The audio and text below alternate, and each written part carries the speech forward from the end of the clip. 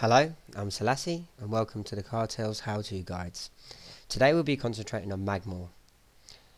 Mamaw is the first boss in the Blackwing Descent raid instance. To defeat this encounter we used 1 tank, 3 healers and 6 DPS, consisting of 1 melee DPS and 5 range DPS.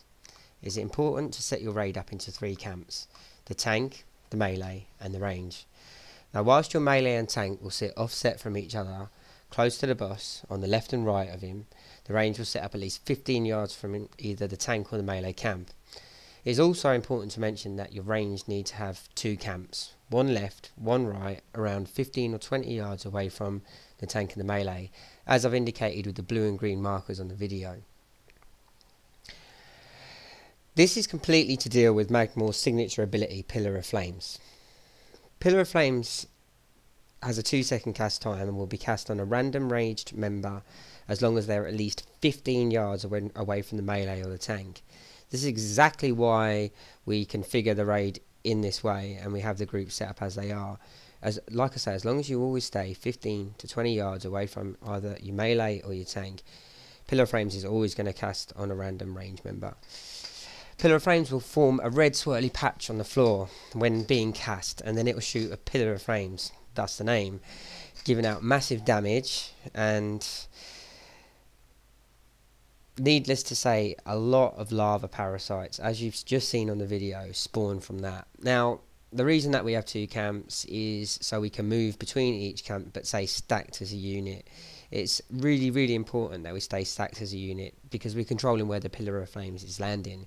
And in this situation, I myself am doing the slows by laying down the frost trap, and that frost trap is going to get laid a couple of seconds before Pillar of Flames getting cast, so I'm free to move quickly to the other camp.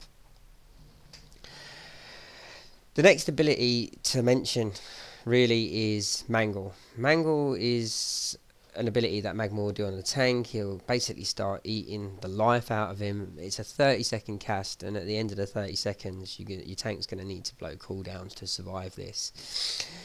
In amongst this, Mamaw will move into phase 2, as you can see he's doing now. Now, just before we did this, he emoted Mamaw's pincers are exposed. That's the point when you need to have 2 people jump on his head to do constriction chains. Because I'm only using 1 melee in this encounter, I've basically assigned one of the range to jump on and assist the melee with it. Constriction chains needs to be put on Mamaw, and he needs to be impaled within 30 seconds, else your tank is most likely to die. The only other real ability to mention within phase 1 is Ignition. Ignition will spawn steam jets on the floor and cover roughly half the room. Needless to say, you just need to move and stay stacked as a unit. This is a ranged fight, so your range must stay tightly stacked and deal with the Pillar of Flames ability. Pillar of Flames is the key to you down in this encounter if you're new to it.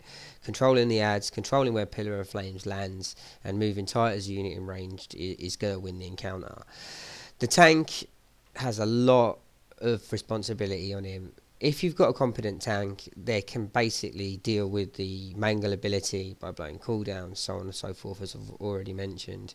You can see the Ignition ability happening right here, right now, and you see we just moved very slightly as a unit to deal with that, being aware of our Pillar of Flame cooldown. So again, it's a rinse and repeat between phase 1 and phase 2. You deal with Pillar of Flames and Mangle in phase 1, and then as soon as phase 2 starts, you DPS him. In phase 2, when he's impaled, he's going to take 100% more damage, so this is the perfect opportunity for any bloodlusts. I'm not going to say the dirty word heroism. You could also use time warp, anything, like DPS cooldowns, absolutely everything you've got in this period where he's taking an extra 100% damage. So really and truly, it is just a rinse and repeat phase from there. As you can see, we're dealing with Pillar of Flame, staying stacked as a unit. As soon as that red swirly debuff appears on the floor there, you need to be moving to your next camp. See, Frost Trap's already been activated. The Druid would then use his knockback ability as well.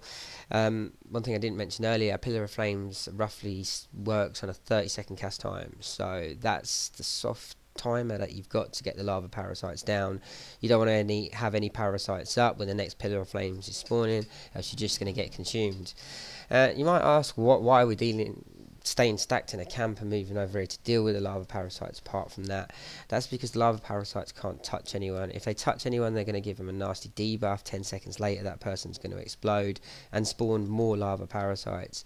If this happens, your raid's just going to get consumed. So, as I've mentioned before, the key to it is just to stack tightly as a group in ranged, communicate well on vent. Your healers must resource their mana responsibly.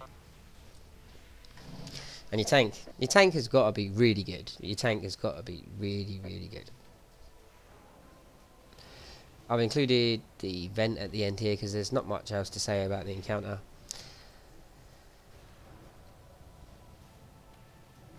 It's a great fight for you and your guild to get in and make a start to Blackwing Descent. It shouldn't be too testing as long as you follow the few pointers that we've provided today. Anyway, good luck, and I hope you have fun as much as we did conquering this encounter the first time round, and I hope to see you again for further videos.